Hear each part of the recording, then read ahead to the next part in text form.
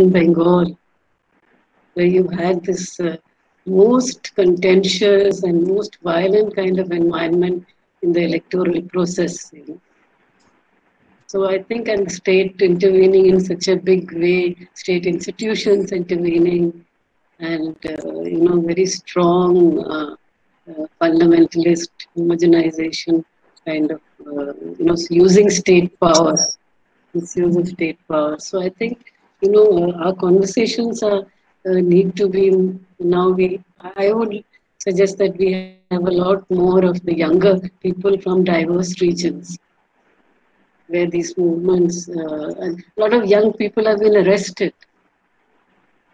Please, how many young people, women and men, are under detention under UAPA just for, say, writing something or expressing something?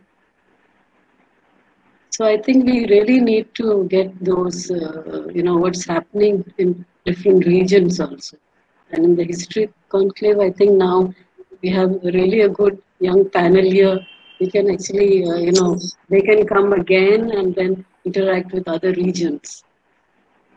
Different kind of conversations going on, so that we really know that there are this multiplicity of conversations actually taking place, and different locations. That really makes it an intersectional conversation, and we can move towards that. I think that's my understanding from today's discussions, and I feel very hopeful and very excited about this history conclave, particularly all the young people who, and I'm really moved very much to listen to them, as well as also, to listen to Jayanti Sen.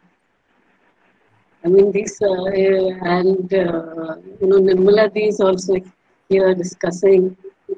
And, so, I mean, these are really merry. And I find that there's so much we have in common, despite coming at different times from different locations.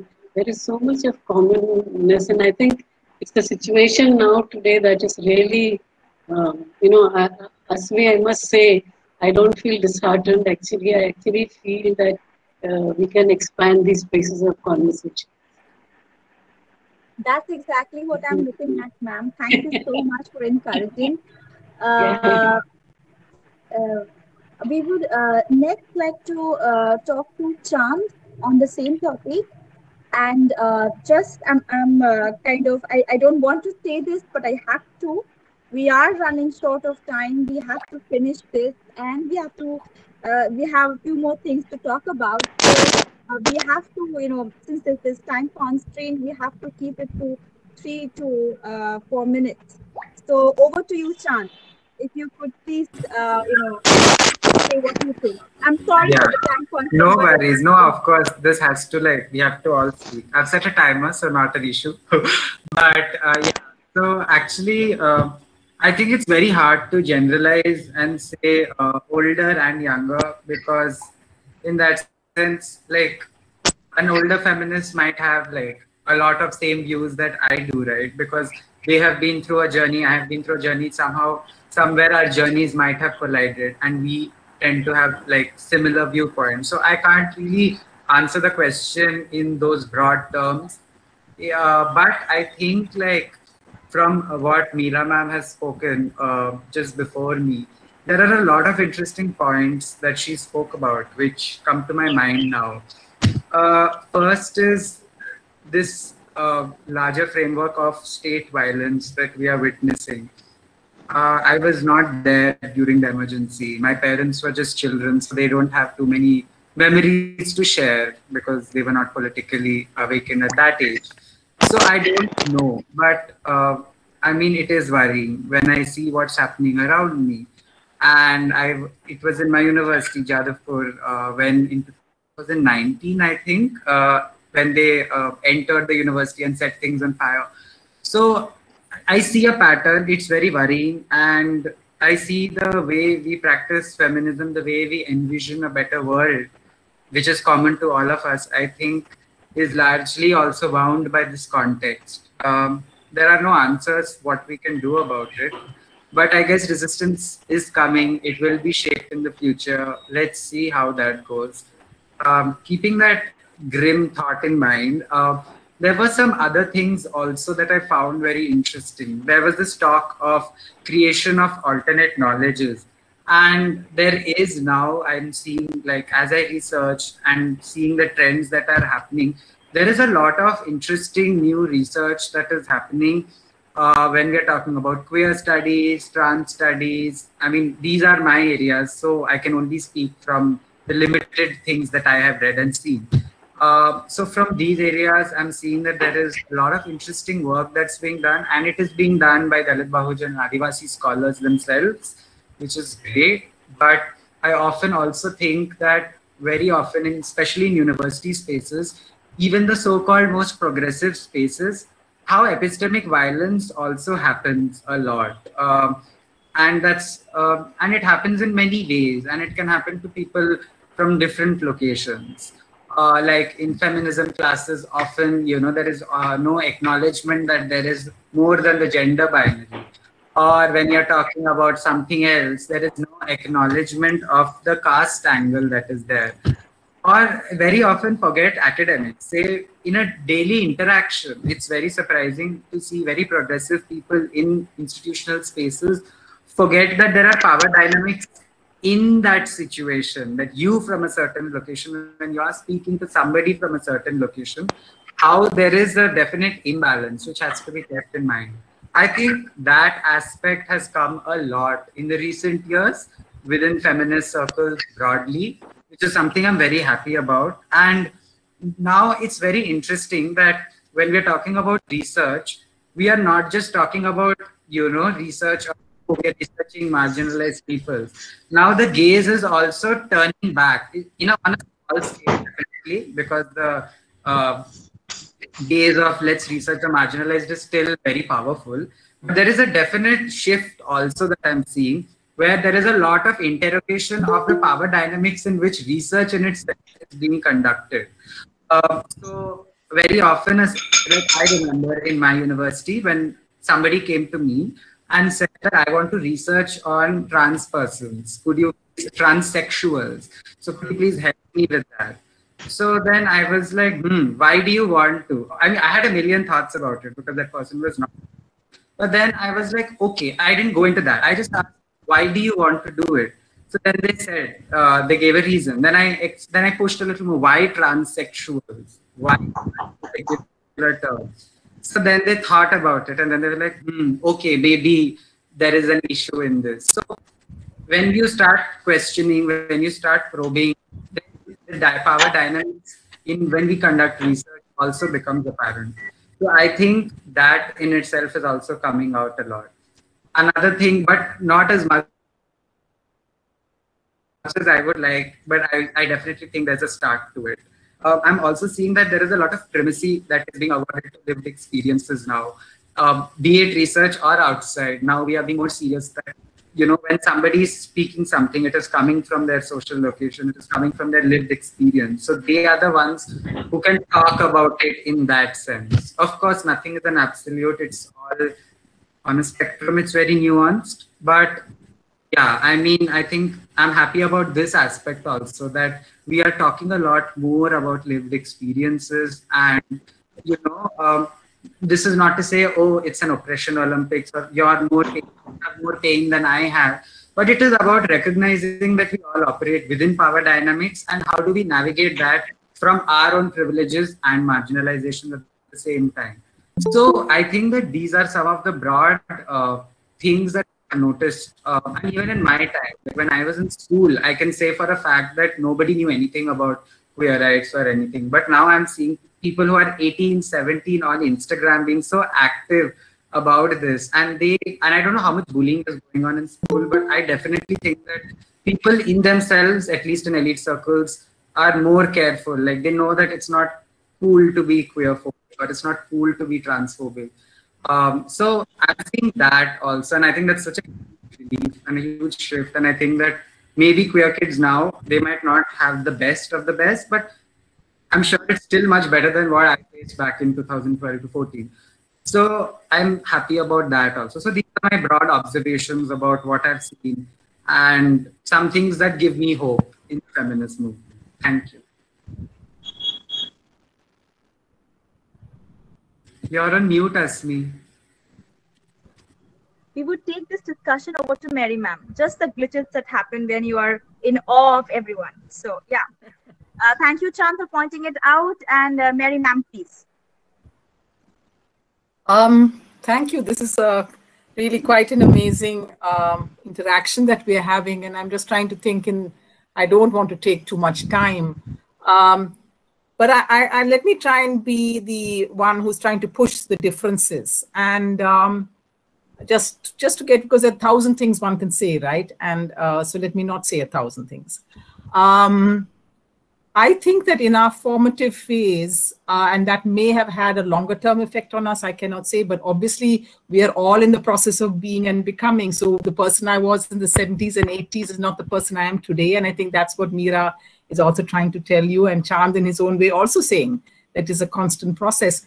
But I would say that for our generation, the most formative horizon was the left. And we defined ourselves in relationship to the left, whether we felt well housed within the left or not. There were many. So let me tell you, there's a spectrum of positions that are taken here. No two people may have had the same position. So what I would really resist, and I say this as a teacher because my students say this sometimes. Can somebody mute themselves because there's a lot of noise? My students sometimes come out with a very bad narrative, and the bad narrative is to say, in the early days of women's movement, it was a homogeneous woman, and she was upper caste and middle class and heterosexual, if they say that, and so on. And now we are all very diverse and intersectional. Now I have to keep saying no, that's completely and totally wrong. The movement was born as a movement of differences. However, I do think that there are different ways in which differences get articulated. And to put it very crudely and overgeneralizing, I would say the big point of our differences was in relationship to the left. Whether we felt that the left could be a horizon, whether we felt we could be part of an affiliated group in terms of our own feminist politics, whether we use the word feminism at all, that was a big issue. And it wasn't just the Madhukishwars who said she was not a feminist. Let's be very clear. Many, many women on the left to this very day will say they're not feminist. They will say it is be a part of a movement, and they will use the word movement as an alternative to feminism. So I do believe a whole spectrum of positions and locations and experiences at that time were being articulated in this way. Today, I would say, and this is an interesting question I would put to you, is where do you see the left today? Where do you, not just because you're in Bengal, but as a generational question? I think it would be very, as Meera pointed out, I think this would be a very regionally diverse question. Kerala would have a very different answer to offer, but Kerala might be one of the few places that would have a very different answer to give. My sense is that the kind of authority that the left had in our time has gone. And today you therefore have a multiple ways of being different. Whether, and the most common obviously of them all is sexuality. The most common of them all is to speak the language of identity politics in some form or the other, critically or otherwise. That was not the language in which we spoke, and that is the language, and the spectrum today may well be a gender spectrum rather than an ideological one. So the interesting thing I also feel like saying is that you have referred, so there is an ease with which you now, at least your group, uses the word feminism. That was not available earlier. And secondly, you refer to things like the classroom. You refer to being students, you refer to being teachers. Now in our time, we had no feminist teachers, right? And I think one of the reasons why you have a generational question of some sort is that you have this very strange, I have often thought of it as a very strange thing. You're being, and this has come up in a couple of your presentations, you're being taught feminism, you know? It's a very funny thing because feminism is a fighting word. It's a word where you're supposed to be fighting patriarchy. You're not supposed to be fighting your teachers and their views of feminism or otherwise, right? And I do believe that some of the generational concerns that you're very legitimately raising are concerns of the institutionalization of the movement at this point. The fact that its most profound institutionalization is probably not the NGO sector, which is what always gets bashed, but actually the academy. The fact that it has entered our classrooms in the way it has, the fact that we have hundreds of women's studies centers the way they are, none of which existed at all, with the exception of SNDT in the 1970s. So I do think these differences matter. I do think that the way you're formed matters. Of course, who you may be 20 years down the line is another question. And all the points that Meera has raised about historical location. We are a post-emergency generation. You are a post-liberalization generation. You have probably only seen right-wing movements most of the time in your lives, at least the dominant ones, the ones that are capturing power. So I think that these, I would just play devil's advocate and I would say it's useful to push these differences, even as we know we share so much. Thanks. Thank you, ma'am. I would take it over to Bhavya. Bhavya, please go ahead. And Bhavya, another thing is that it's my request. There is a time constraint, so if you could please take care of that as well. Thank you.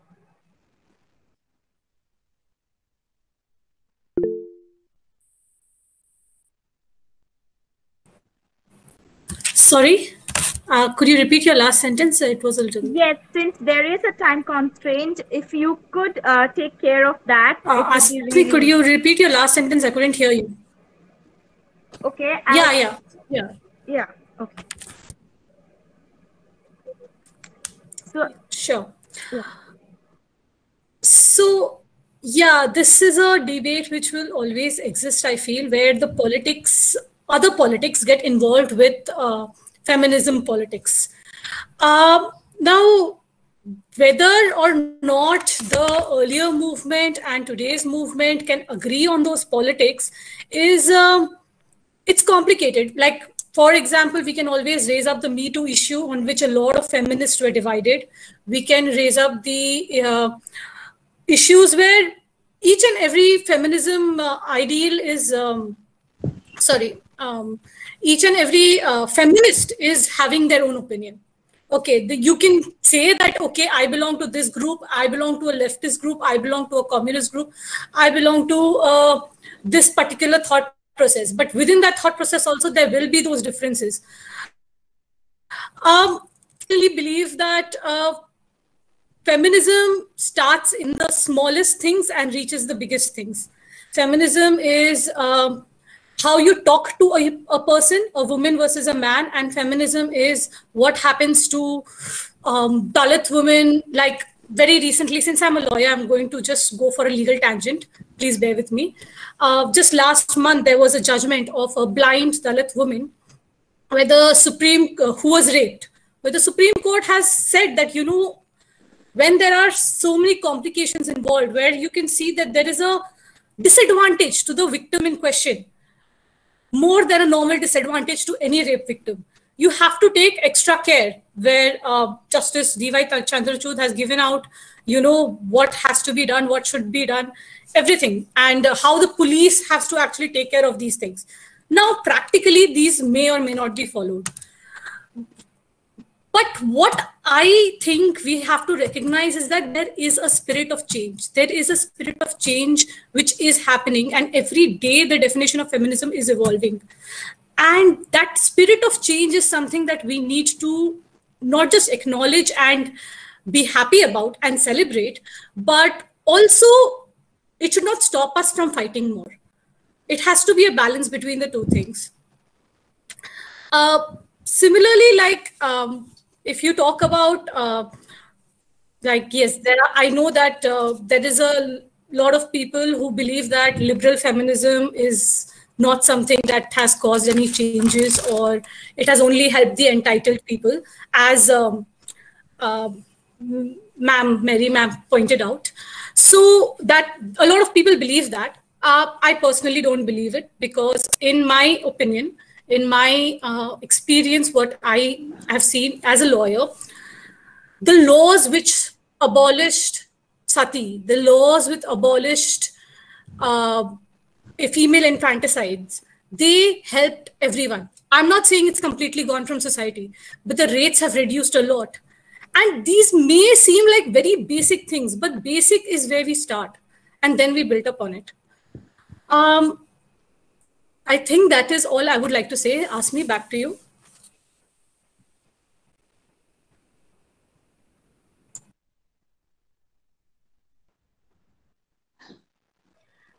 I would take this conversation back to Shampadi. I'm sorry, was I audible? Yes, you were completely audible. So, Shampadi, could you please take over the discussion?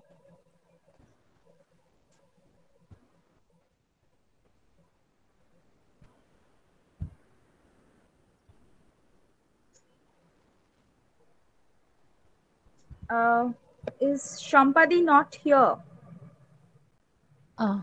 Ashmi, could I give perhaps an answer and like my own response? This is Eka Boli. Of course, you can, but we would first have to talk to Shampadi and then come back because we are in a time constraint. So, of course, you can if we have time later on. So you can.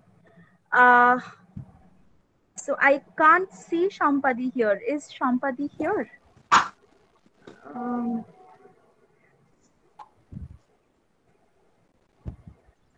I cannot see Shampadi here right now. So yes, I think she has left.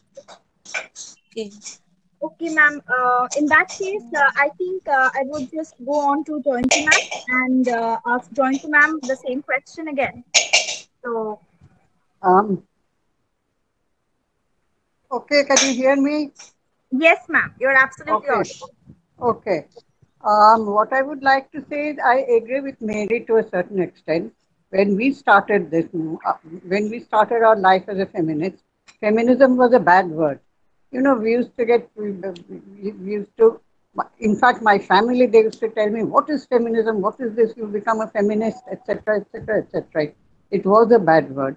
And many people, though, for instance, Aparna Sen, the filmmaker, she used to make such powerful film, but she made a public statement saying that I'm not a feminist.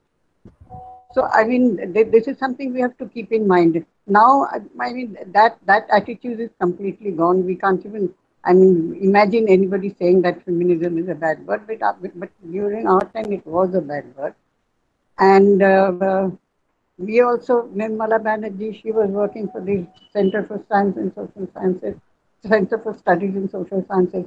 She also had to bear a lot of criticism, taunt, etc., because she joined Sachetana and she was one of the first feminist economists in India. But she had to bear a lot of taunt. So, you know, it was tongue in cheek that would say that I'm a feminist.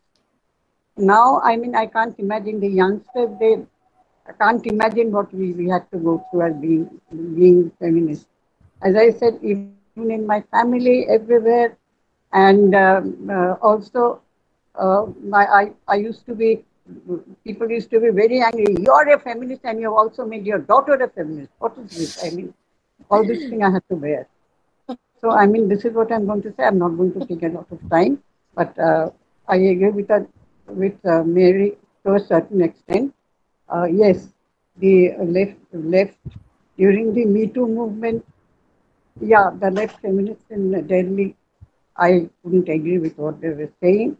When that list was given by Raya, they made a lot, they criticized it a lot, which I didn't agree with them at that time.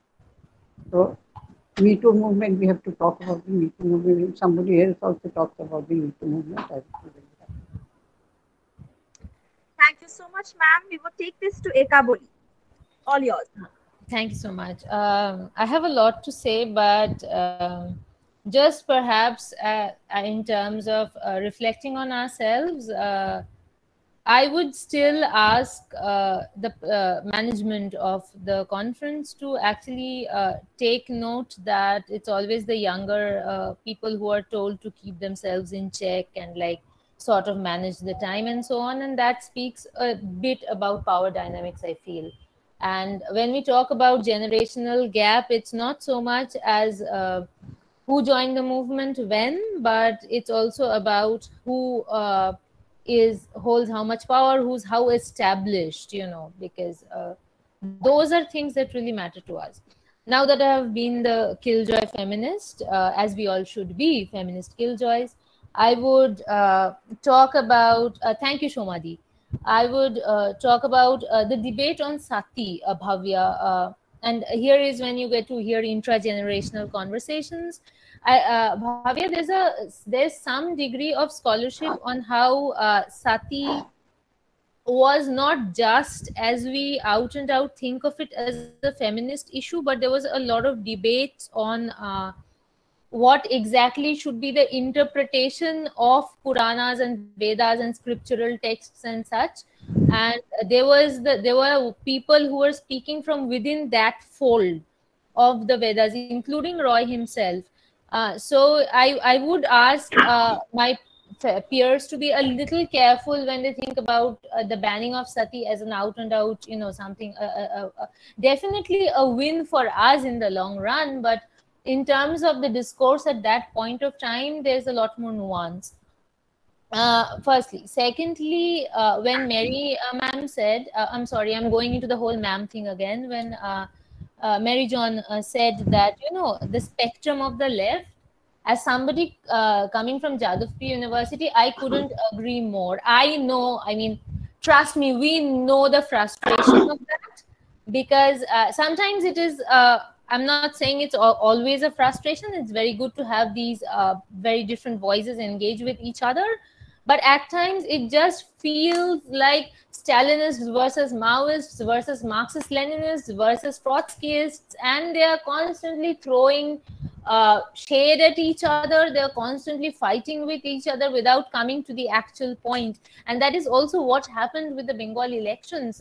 For those who are situated in West Bengal, I myself, being a feminist, I was heavily trolled by the CPIM for, well, as I like to say, for handing them their ass a bunch of times, that, you know, what you're doing here and there is wrong, blah, blah.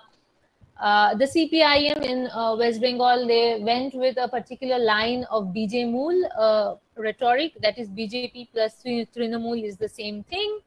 A lot of people disagreed with that, saying that, and they disagreed, saying that the Trinamool, it might be corrupt to its core, but it's not genocidal like the BJP. So there needs to be a difference. CPIM retorted to them, saying that, or at least the party cadres retorted, saying that Trinamool is what is fueling BJP, and then they fell out with the Marxist-Leninists, particularly CPIML Liberation, and on top of that, Deepankar Bhattacharya got heavily trolled by CPIM, not CPIM per se, but like cadres who were unknown profiles, unnameable profiles online, who are constantly making posts, political propaganda supporting the CPIM. Deepankar Bhattacharya got trolled, Kavita Krishnan got trolled. Amongst the younger generation of women feminists, people like I got trolled. A lot of my other friends got trolled.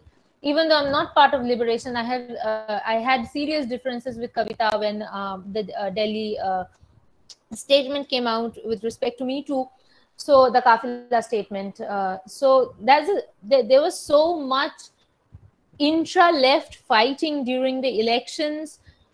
You would almost, sometimes it felt like they had almost forgotten that there is a BJP knocking at the door, trying to put a lot of Muslims and a lot of immigrants, and I belong to an immigrant family. So it felt like a lot of immigrants and Muslims trying to put them in detention camps. People had forgotten the main point, especially students in Jadavpur Presidency and all these, even sometimes Calcutta University, almost like they were so busy trying to counter each other online that a lot of them, obviously not all of them, Liberation was always straight on right from the beginning, saying that our main enemy is BJP. So there's a lot of diversity to this. Yeah, I don't always agree with Liberation because I myself am pretty critical of Trinamool, but again, I still think that they're not the same as BJP. So anyway, I felt that we were constantly fighting with each other all the time so much that we forgot the actual point, that there is an election to be fought. The left's campaign, particularly the CPIM, the left front as we know it in West Bengal, was so strong online that I wish their offline campaign was half as much as that. And it wasn't, even though I'm extremely sad at the fact that the CPIM did not get a single seat this time, despite being harassed online, despite being trolled. But I wish their offline campaign was half as strong as that. That being said, a lot of CPIM youngsters are doing great work right now. Thank you, Mobani. Thank you, Shomadi. But a lot of CPIM youngsters are doing great work right now in terms of the Red Volunteers, who are helping a lot of people out during the COVID crisis, going into homes of people who are down with COVID and fitting oxygen cylinders even. That's the kind of work they're doing. So the left, as much as we, as feminists, we have such a love-hate relationship with the left. Our profound sense of betrayal always comes from the left, which is why sometimes the left does get attacked a little more than others. So there is obviously that.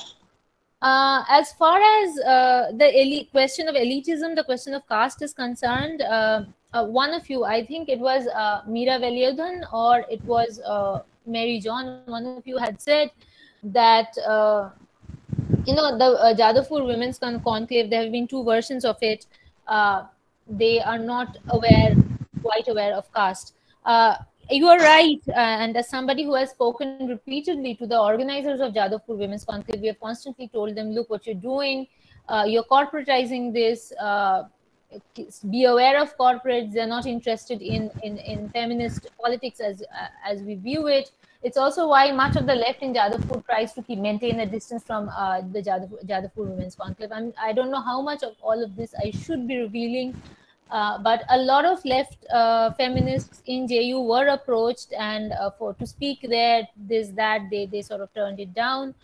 A lot of them also try to advise them that, you know, you should make it caste inclusive. And I'm not saying they didn't listen to us. They did try to bring in Dalit feminists every now and then, but it was not enough. It was not at par with the caste anti-caste discourse that's happening around the country. But it's not like they don't listen. They do listen and they do try, but it's still not enough. And that is that's also kind of the problem we have with the left, is that they do listen and they do try, but it's still not enough. So about that, about elitism, about caste and epistemic violence, I belong to a particular department in my university, which is known for having their noses flying high up in the air, because I'm in an English department. And some of my feminist teachers, some of my trainers, and many of my peers come from very elite backgrounds, and I myself am not from such a background. Despite that, I have seen a lot of teaching around caste. Very recently, over the past 2-3 years, not even past 2-3, over the past 5-6 years, I would say, a younger generation of teachers actively taking up the caste question, especially after the institutional murder of Rohit Venula. My generation, like my batch of students, we were engaging with caste questions from our late undergraduate days. 2016 would be UG2, UG3. So we had started engaging with questions thanks to some of our teachers, some seniors, and so on and so forth. So in a sense, and it's not like the left feminists or the left movement in JU does not engage with caste. They do engage with caste, but they have their pitfalls, because sometimes they will engage with caste and still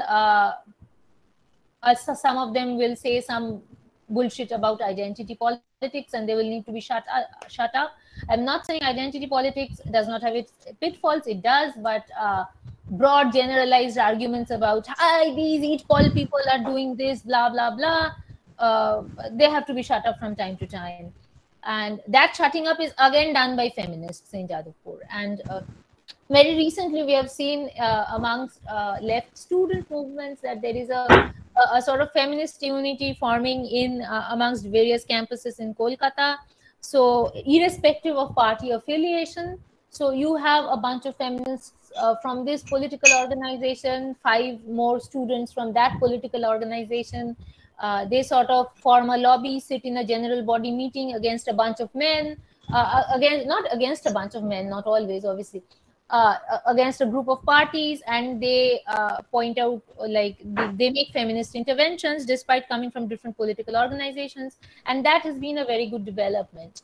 What has not been such a good development is intra-feminist bickering online after the lockdown started. My God, the pointless bickering.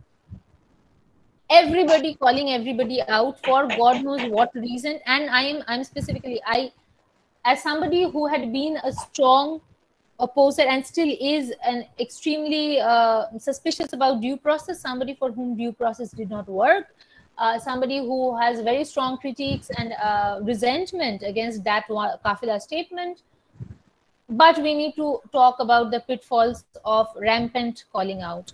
I have seen people calling out, people say X calls out Y for emotional abuse, and then Y makes a post calling out X for emotional abuse. Now, how do you handle that situation? And this is extremely rampant among students. And I'm not saying Jadavpur students, because people tend to generalize and make this extremely sexist comment that, you know, Jadavpur women are like this. They date men and then they put up call out posts. That's not the case.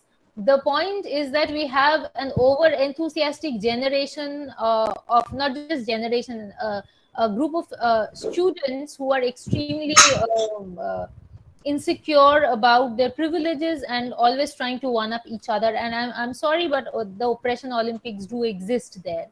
The Oppression Olympics is not how they say, you know, that each poll itself is Oppression Olympics, this, that bullshit, but it does exist, and it exists the most among Savarna allies, trust me, and men, cis men allies. Number one. The other thing that I really wanted to make a point about is how leftist masculinity has been attacked by feminists lately, and its later right-wing appropriation. So what we started, and I think it started as a cultural phenomenon, was this one, is the culture of the bodda. Bodda is Boro Dada, the elder brother, who sort of sits at in you know, side meetings in canteens with like 4 admiring youngsters around him, and sort of explaining Marxist philosophy to those admiring youngsters, some of them women, trying to hit on women through using Marxist philosophy, that kind of stuff. And that became a stereotype, and people started making fun of the bodda online. So that was going on for a while. And I think one man from SFI got called out, got outed for sexual harassment, where he was trying to get nudes or like get into a woman's pants by saying, I won't leak them or I won't tell others. I am swearing on Lenin. So, and that is a legit, that screenshot does exist. And after that, the whole thing became, oh, on Lenin, he's not going to harass people. And from there, there's this stereotype of Leninbadi Bodda came in, and like Bodda trying to explain Lenin to women and trying to actually get into their pants. Staunch Leninists, staunch communists get very upset when that is pointed out, that some of your men are appropriating Marxist philosophy to get into women's pants. Not that people should not be having sex, they absolutely should, as far as it's consensual, but the leftist, the masculinist hegemony over who explains philosophy, who has the final say when it comes to political rhetoric and political philosophy and political economy. These questions need to be addressed. That is the larger question that the Bodda trend is actually about. So all of like social media from Jadavpur presidency, it got flooded with these kind of jokes about this particular brand of men. Feminists started laughing about them. Eventually, what happened was BJP picked up on it, as BJP always does, and BJP started posting on social media that, oh, look, left is Boddas. Trinamool picked up on it because Trinamool is Trinamool. They started laughing about it. So at that point, feminists had to step in, left feminists had to step in and say, you know, this is getting co-opted. We need to be careful about where we raise our critiques. Oftentimes what happens is BJP makes posts about how horrible leftist men are, and enthusiastic youngsters will not verify which page it comes from. They'll share it. Then a bunch of people have to go in and say, hello, hi, sister, that's a BJP page. You need to be careful what you're sharing. So that kind of generational, feminist rhetoric, constant talking to each other, that needs to happen, and that is happening. So that is another thing. The final thing I wanted to say about, I'm jumping from one point to another because I'm trying to get it all out there as fast as I can. The final thing I wanted to say was that this new generation of feminist women that we're talking about, it's true that the feminist movement was always sort of not dominated by elite women all the time. There were political organizations campaigning for working class women, for the rights of working class women, labor rights of women, and so on. Even if they called it women's lib, even if they called it, you know, human rights, whatever, they shied away from the word feminist. There were national level organizations working for women and a lot of working class women in these organizations. But as far as university spaces go, I think this critique is particularly true in university spaces, that university feminists tended to come because so much of being in academia is about having cultural and social capital and how they are related. University feminists used to come from a sort of elite, upper class, upper middle class, particularly in Bengal background. So I think what has happened is that it's not like those feminists haven't given anything to us. They have. I said I was taught by women from very privileged backgrounds. They have been able to instill academic feminist rhetoric to a group of women who actually did not have that kind of social capital, like their families don't have that kind of social capital. So now you have within university feminist and academic feminist movements, you have a lot of women talking back who are not from that kind of privileged background, like say, you know, being descended from Thakurbari. I'm sorry, Jayantiti, but like that's the first example that came to my mind. So a lot of women who are not from that kind of background, but they are talking back. And sometimes people do point out that, you know, there is a privilege factor. Sometimes it's not all complicated, that every privileged person, everybody who has come in the generation before us, they've all been wrong, they've all been bad, they have against us out and out. No, not like that. And even we as young feminists know it. My political rhetoric has been shaped by feminists who have had certain privileges, but at the same time, we recognize the work they have put in of their personal struggles inside their domestic spheres. We talk about all that, and despite that, we have a commitment to make sure that women from lesser privileged backgrounds than us have the chance to talk, have a political platform, have a space in the feminist movement. That responsibility is on us. And irrespective of how typical the shut up and listen slogan has become, shut up and listen to marginalities, shut up and listen to marginality, Savarna saying that to each other all the time while they don't shut up and keep saying the same thing.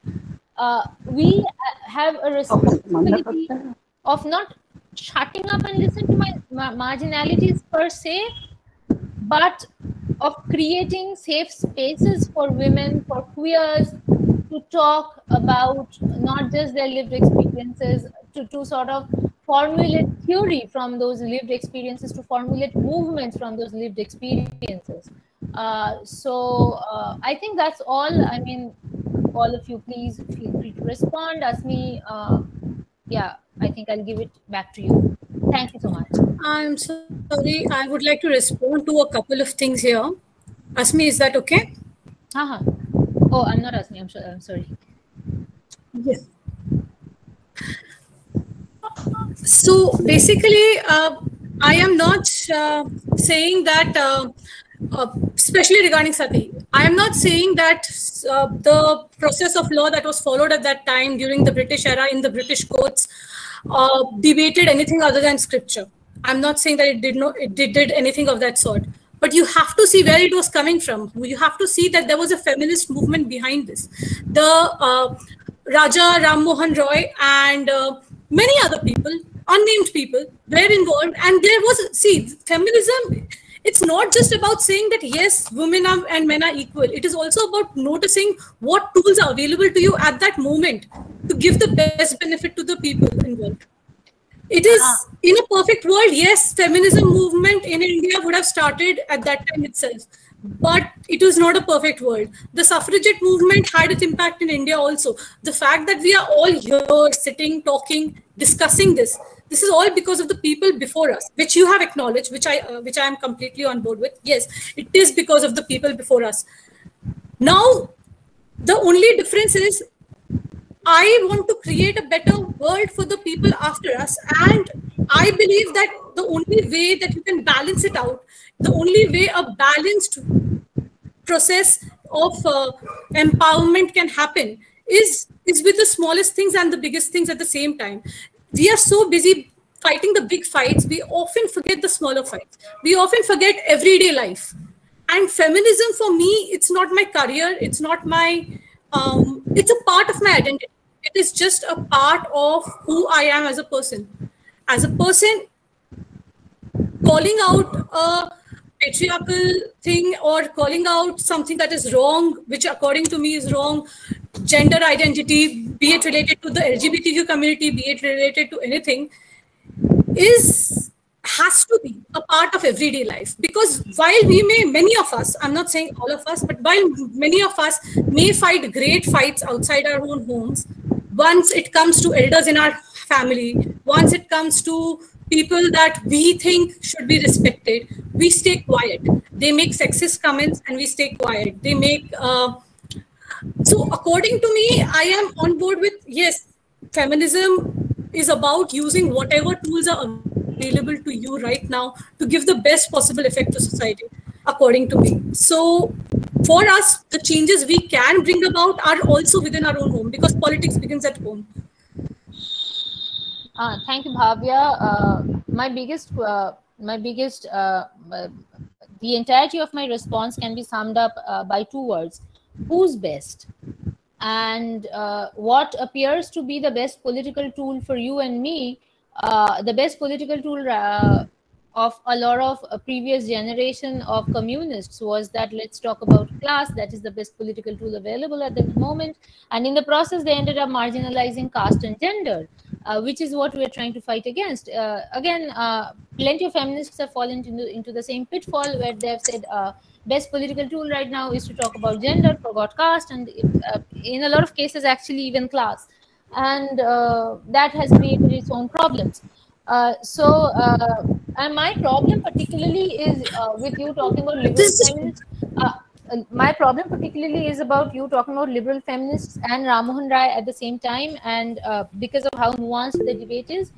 If you are talking about liberal feminism and the changes that liberal feminism can make, including the pitfalls of liberal feminism, I would I am going to make an assumption and actually ask you to look at suffrage and suffragette history and its association and impact on racism and how they sort of fell into racist tropes, fell into that kind of thing, not racist tropes, but like that was a pitfall, so to speak.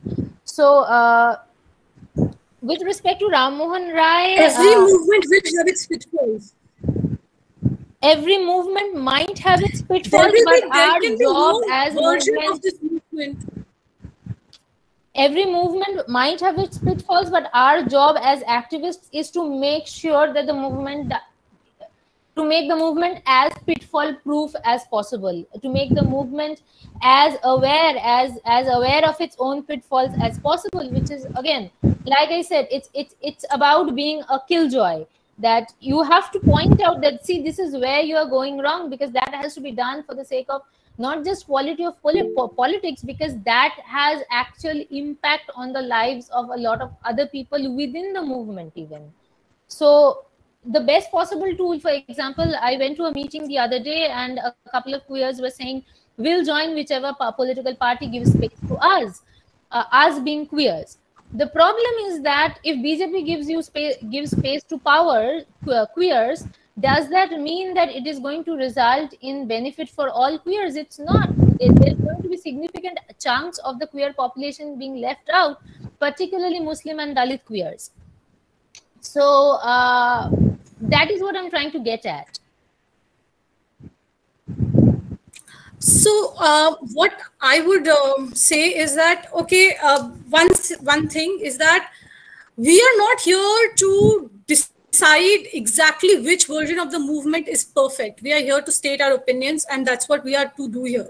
And by the way, there are the problem with trying to stay out of the system is that any current change is compromised on. Any current change is completely out of the question, because currently in this society that we live in currently, if we want to bring in change, the only way to do that is through change of laws, it's through change of ideology, it's through spreading of ideas.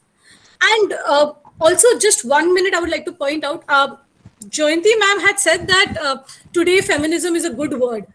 Actually, in the new trend today, the new trend is to hate feminism and to believe in something called equalist, which is again a whole new concept where basically they are trying to spread the same ideas but changing the words and giving away a lot of what feminism stands for. My point here is that when we try to conquer a market, when we try to fight a fight on 20 fronts, we lose on 20. But if we start with one front and then move to the others, then we have a much better chance of winning that fight. That's all. I think that is a little too simplistic to put it that way. All of us, we are fighting. When you said that we sometimes forget about the smaller fights, we actually don't. So many of us are constantly engaged at home. Even though I come from an immigrant background, there is considerable amount of Islamophobia in my family. Constantly engaged at home, fighting with our families, correcting them. This is where you are wrong. This is where you are wrong. Please let this stop being sexist to yourselves, your own selves. I mean, our parents, our mothers repeating sexist stereotypes and so on. So it's not like we don't fight it. We actually do, and sometimes, many a times, we do win those fights. Number one. Number two is that you're making the assumption that I am in favor of staying out of the system. I am not.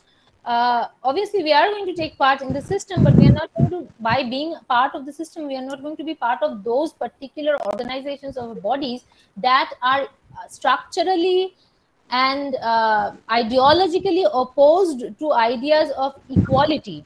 For example, the RSS, for example, the BJP, for example, Nazis, for example, fascists, for example, right-wing political bodies.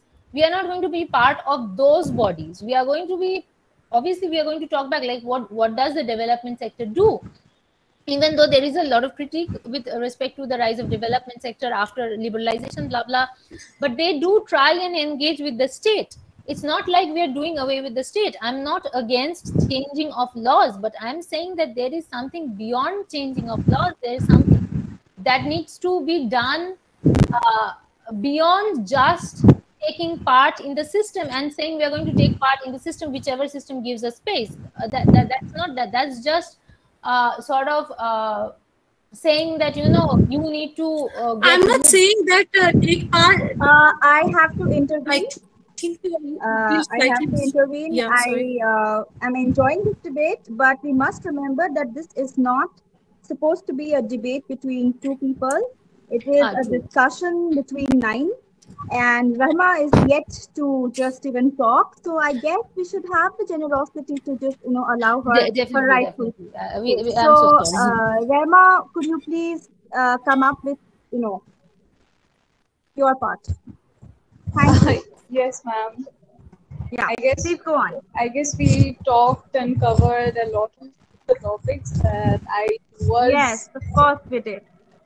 Yes, we did. Actually, the question was, what are the similarities and differences between the two generations of feminists that we have in the panel? And I would say that as many of the senior panelists did agree that they acknowledged that identity politics has a huge impact on the way we think and the way the feminist policies are now being formulated. I would still like to highlight that identity politics does not concentrate itself to parties in politics. It's about discrimination, and it's about imbibing individuals and the masses with this idea of dissent and discrimination. So I guess now the feminists that in our generation, we are more about that, let's go beyond this us versus them issue. Let's go beyond that. This is their problem, and just shrug our shoulders and move on about it. We actually are living in a generation where we have to address and acknowledge each other's issues and problems. It's about addressing and policing on these overlapping grounds of how feminism and how these issues have been affecting our lives. Like when the feminist movement first emerged, it was about freedom within the patriarchal structure. It was about right to life, right to vote, and these were the freedoms we were then concerned about. But now we have evolved and emerged, and we now are demanding freedom from the patriarchal structures. We no longer want to be within them. We want to break free of those shackles or those age-old traditions. So it's about accepting that reservation seats in parliament or reservation seats in panchayat for women is just not enough. We have to acknowledge that there exist differences between the actual use of power and the theoretical use of power. We still have different states in India where women can win, can stand in elections, can win the elections, be the punch of the panchayat, but still the man of the house is supposed to run the village and the panchayat. So there is a problem, and there lies a difference between these two facts, and we have to acknowledge and work according to that. It's yes, actually, we have to break free of this notion that like we are not just satisfied that women can conquer the world as long as the man allows it. Because irrespective of the man allowing it or disallowing it, we have to be free and we have to be able to conquer the world. Just like men are treated as individuals from the very beginning of all these discourses, women should be considered an equal. That is what we want, and that is again a common ground between both the generations. But I would, however, like to point out that this discussion that we are having, it's somehow women oriented and focused on women issues and ideologies of women, and we are concentrating this idea of feminism, that feminism is about women's only, which was never the case. Feminism is yes, thank you for pointing it out, but then feminism is about inclusivity of all spectrums and all genders. It's not just not an exclusive women only affair. So on these issues of inclusivity and on the grounds of education and representation, I would like to talk about media representation in India. I would like to talk about how the dark South Indian guy always has to be funny, always has to have a weird accent. The chubby girl always has to be the best friend to the second lead or the first lead. the queer man in all of the Bollywood movies has to be involved with, say fashion, design, style, and cannot be a judge or a doctor.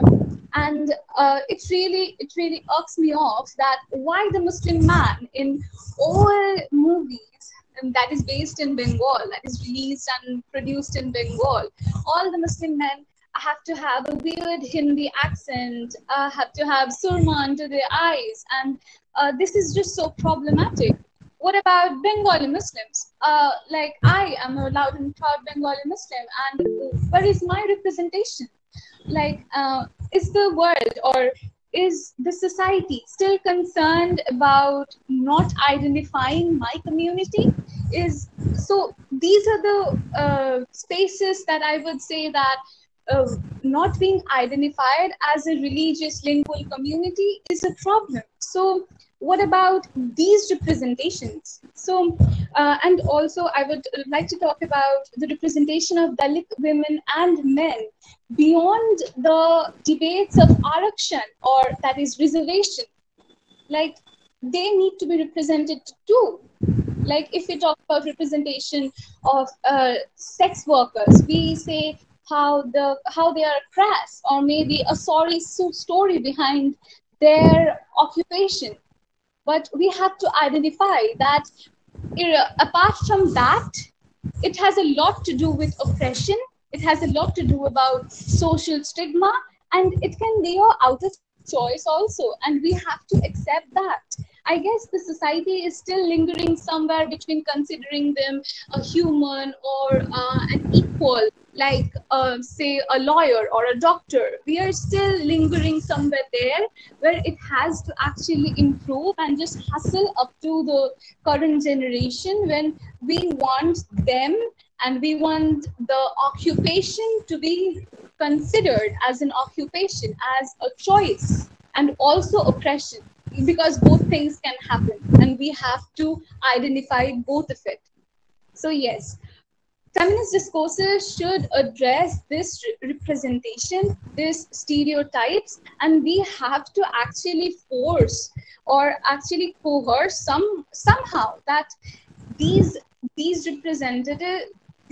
representatives and these media portrayals are wrong. They have to be called out, and we have to identify them. Like, apart from these issues, this identity, this representation, I remember Ekabuli B talking about privilege in a previous meeting, and I feel there's no denying it. Feminism, feminist discourses, as defined and guarded by the academia, is elitist. We have to accept that. It is elitist on the grounds that suppose we go to a rural Indian woman and we say her that, you have the liberty to say no to your husband if he asks for coitus. What do you think she will react? How she will react? Of course, she'll be shocked and would not believe us. So I believe that it's very much essential to disseminate these values and ideologies beyond the classes, educational backgrounds, caste groups, and finally generations. Like, beyond these generations, sexism and these elitist idea of feminism has to disseminate to all those stratas that our society is currently divided. Like, I am educated, but most Bengali Muslim women are not. Most Muslim women are not. Dalit women, or say tribal women, they are not educated. So, let alone educated with feminist ideas. So I guess these discourses should seep into those stratas, and it's high time that they do, because now we are in a generation where this is a completely a different era of where identity either makes your individuality, or it just throws you into an enormity of not confused identity, not being able to point out who you are, and you just identify yourself as a part of a group or a community. You're no longer your individual. Your choices, your opinions are always driven by those group ideas. And I guess that is where the difference between this generation and the former generation lies. We want to be inclusive of all strands, of all facets that feminism has to offer, but we also have to acknowledge that we have to keep our own individuality with us. So, like it was said just by another junior panelist, that we are a continuation. Yes, I completely agree. We are a pretty diverse, strong, and close-knit continuation. And we are also Killjoy feminists. Thank you. Thank you so much, Rema. I have been in touch with Shompadi, and I have texted her to know if anything is wrong at her end or she's unwell or something, but I have not got any responses from Shompadi. So could I request Aparnadi to once more try to reach out, because if I try, then I'll just, I have to, get out of this webinar in that case. So I have, Sure. I have texted her, but I cannot call her. So we are nearing the end, and we would like very much to have Shompadi on board and finish this discussion, which I think has highlighted so many new faces that we were waiting to hear, and it has been a wonderful experience listening to all the speakers.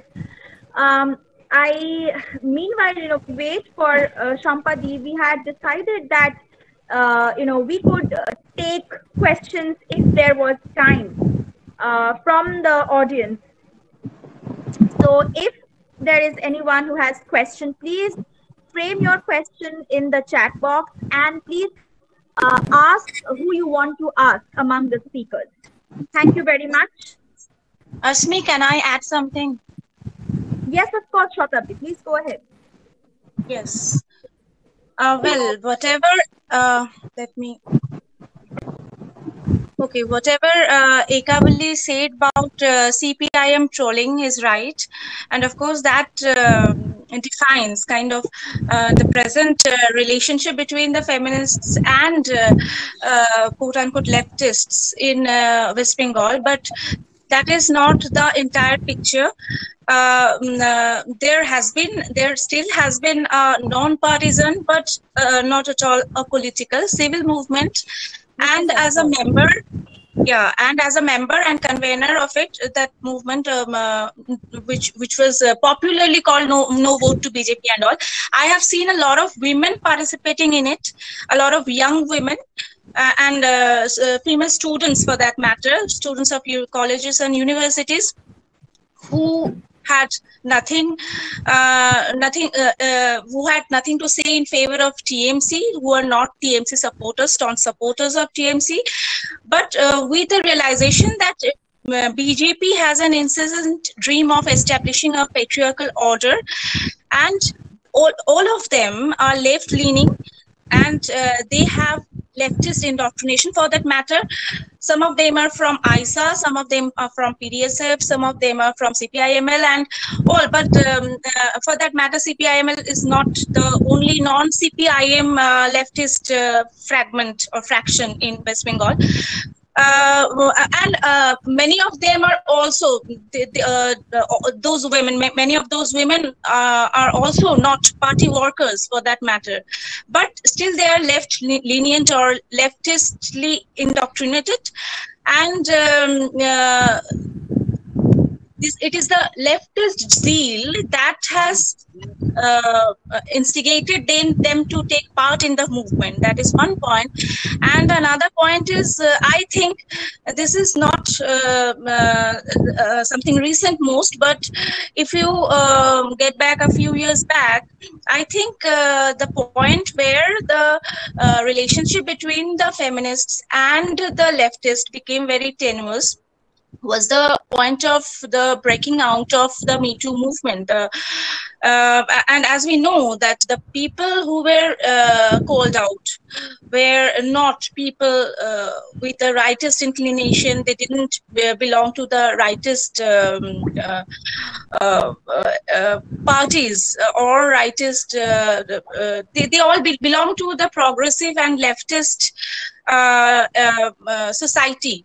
So that is where the feminists and the leftists were divided for that matter, and there was this ongoing debate on where we find that some of the leftists are accused of sexual violence and molestation, and many others are accused of being enablers. So that is also a point of tension that is going on within the feminists and the leftists. Thank you, Shatabdi. Thanks for pointing it out. Indeed, No Vote to BJP has done great work, no doubt about it. And Liberation is certainly not the only non-CPIM left. There are plenty of left factions, as I began with.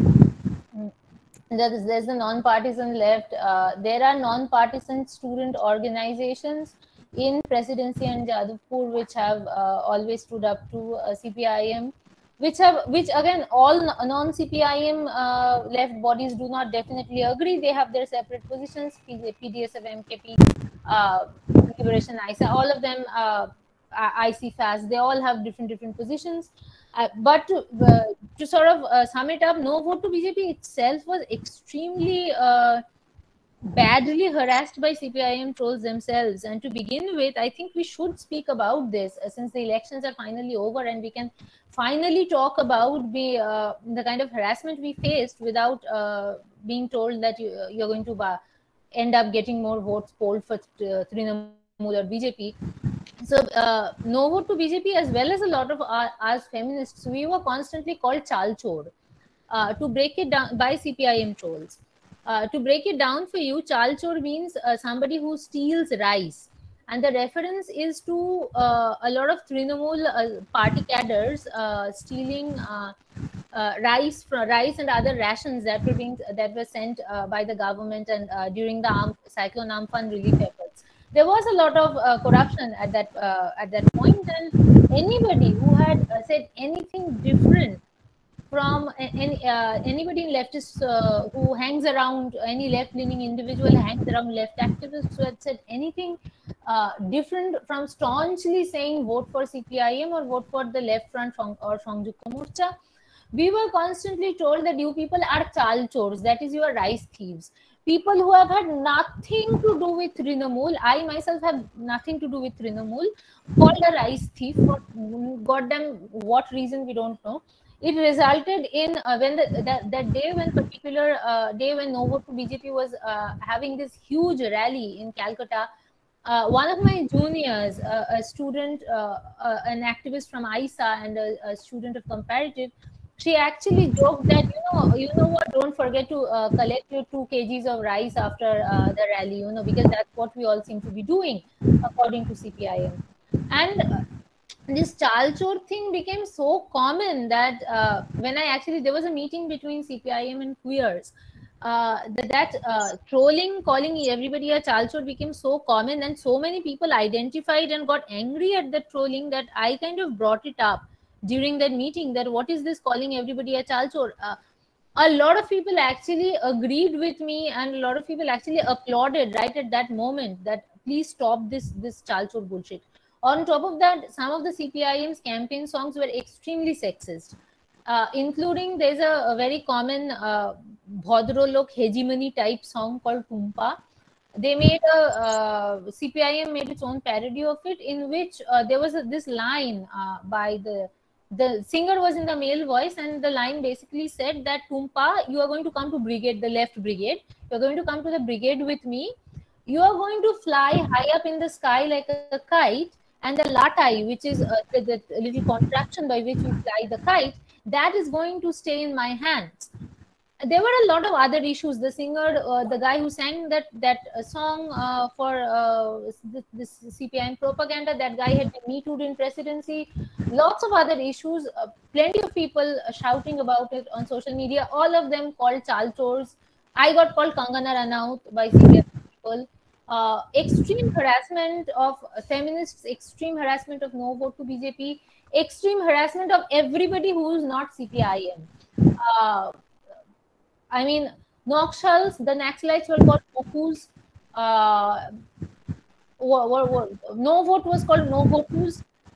All kinds of abusive names to the point. And some of these kids who were trolling us, I can't even explain. Like, some of them were school kids from elite Calcutta schools. One of them, the other guy, there was this guy who was 18. All of them doing God knows what, not making a fool of themselves in front of all these other people. And there was a significant amount of anger, is what I'm trying to say. Thank you so much, Shatabdi, for putting that up. I have a question. We have a question from Arjun Bhattacharya. Please go ahead. Yeah, thank you. It's been a wonderful conference. I am a scholar and a teacher of economics, and I don't have a particular question like towards anyone, not a particular person. I have just in general query. So, from a person who has not been exposed to the feminist discourse, I had some confusion regarding a lot of things. So I used to do field. I used to go to rural areas, and I have find this whole concept of intersectionality. I have seen it's not problematic, I will say, but I have seen it. It has created barriers in separate various levels. So in Shingur, which was I did my MPhil regarding the Shingur movement, and there was it was a woman-dominated movement. The forefronters of that movement were women, and I used to do interviews with them, and I have realized that they are feminists. They have struck down patriarchy, but at the same time, they can be casteist. Like when they're seeing a Brahmin, they are saying that you sit here. In the same time, I did my MPhil from TISS, where there is a strong Ambedkarite group. And I've seen that you can be an Ambedkarite, but you can be a classist, where you disregard, where you have affinity towards a particular class. Similarly, for other groups, you can be. So my point is, you can be a casteist and a patriarch. You can be a feminist and a, say, classist. And I think the broader struggle, the social movements on a broader level gets fragmented. And that's why this fascist or BJP or RSS do have a lot of edge. It's important to know that in North India, most of the Dalit votes went to BJP. In Maharashtra, most of the Dalit votes went to BJP. Here, Matuas voted for the BJP. Not just in North India, in West Bengal as well. In West Bengal also. So if I'm talking about struggle, if I'm talking, say, about class struggle, and I'm not saying that the CPM are one of the most casteist party there. So is Congress, so is Trinamool, so is BJP, and it goes on. So the struggle to unite all stratas of marginalized people, be it tribals, be it women, be it in every section, and this whole notion of marginalization has been it's been limited and it's fractured, and we are seeing quarrels amongst ourselves all the level. And we can see that the ruling party with only with 36% of vote can rule, can have 300 MPs. So 30% means 70% didn't vote for BJP in the 2019 election. But this 70% is so much fragmented. The liberals are fragmented, the extremists are fragmented, the leftists are definitely fragmented. And I think that this, I don't have a solution, or I'm not saying that the complaints against different stratas of people are not legit. It is. People are doing their own politics, and that's the problem.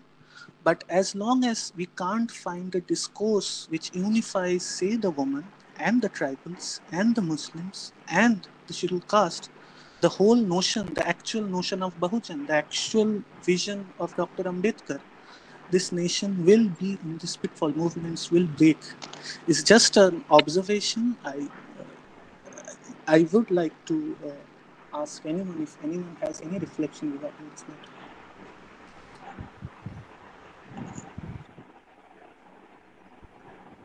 Thank you so much for the question, and I think that right now it's a time that we need to call it a day, wrap it around. I guess there's, of course, a lot more to be heard, a lot more to be said, but we are, once again, we have to kind of close it up because there are so many of us here who have to attend to other things also.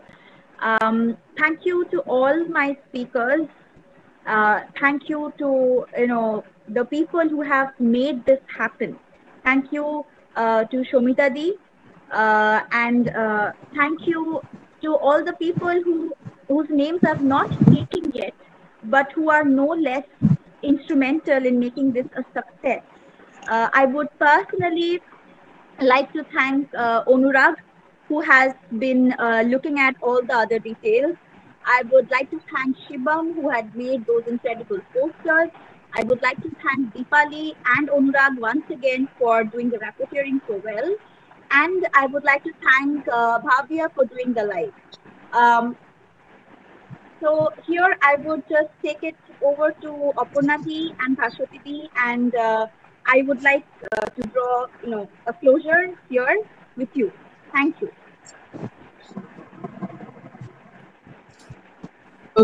Thank you, Asmi. It's so nice to hear all this conversation from the. It's about 3.5 hours. We are hearing all these conversations and different viewpoints, and we also learned a lot from these young activists, some scholars, some researchers, and also from our veteran. We are grateful to them for spending so much time with us, and I think it's already too late for us, and people are also leaving, and so we should at last we should and we should take the suggestion of Meera also, so that this conversation should be continued in other aspects, in other including other issues also. So we should definitely think about it. And we should we may do another collaboration with Gender Bender in near future. So I ask Aparna to just say the good night note and the vote of thanks or whatever you may say. Yeah, thank you. Thanks to all the participants in this discussion. A special thanks to Shomita Di. Without her support, we would not have been able to arrange this event. It was she who primarily contacted Meera and Mary, and again, we have no. We always fall short of words when it comes to thanking her. She is always by our side, our inspiration, our support. Thanks to Nirmala Di, Jayanti Di for being with us today. Thanks to Professor Mary, Dr. Meera, Shampa is left for certain reasons, and all the young participants, who joined this discussion. We thank you all. Stay healthy, stay safe, take care of yourselves, and if the situation improves, if this pandemic subsides, we will have more conversations. We will in fact planning a series of conversations. Okay, so we want to carry forward the dialogue which was initiated today, and I think that that will greatly help the women's movement, and they will also help us who do history, who do women's history, because it was primarily out of a historical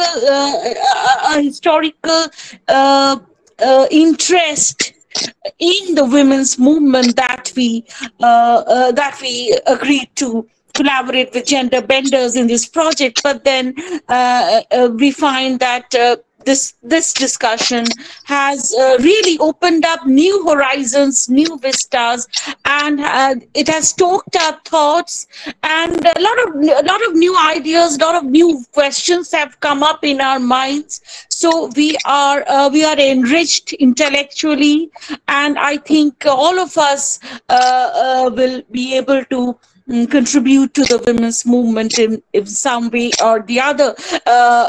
People like us who are more comfortable in the academic sphere, but we are not activists in the sense of the term. We like to work with our books and laptops, but then we are feminists. Yes, we do not hesitate to call ourselves feminists. And we have our commitments, our commitment to gender equality, but I think we too have a space within the women's movement, even though we are not actively involved in the day-to-day happenings of the movement, the day-to-day events of the movement. So I think we wish the women's movement success. We wish all the participants a healthy life, and may we all move ahead in these very troubled times. Okay. Thank you and good night to everybody. Just one concluding remark. As Shomita Di is present, I don't know, I think she is present till now. Yeah. Then we can ask Shomita Di to say a few words. Yes, right. yes, The yes. concluding remarks, I think should come from her. Overall, what she thinks about this program. I just wanted to know. Yes, yes. So I'm very much here, and I've been listening with fascinated attention. I have there is no concluding word one can say to a free-floating discussion like this, because diverts in many directions. I can only repeat the thanks that you have all given to the speakers for making it such a wonderful, lively, and engaged discussion. And with all of you, hope that we can take this forward and have many more of these conversations. Thanks. Thank you, Shomita Di. Thanks a lot. So, thanks a lot. So this is the concluding remark from our expert, and we end here tonight. Okay. And Asmi, it's up to you just to wind it up. Yes, it was a great learning experience for all of us. Chand has written that this was a great learning experience. Yes, it was a great experience for all of us. Yes, it was. And I think that as Aparna Di said, that I was just thinking about doing more such conversations, because conversations to have their own place and importance, as we must have realized by now after the 3.5 hours that just flew. So I think that I would just thank everybody once again and end today's webinar, and look forward to more participation from all of you. Thank you very much. Thank you. Thank you. Thank you everyone for your time. Thank you so much. Thank you. It was amazing talking to all of you. Thank you.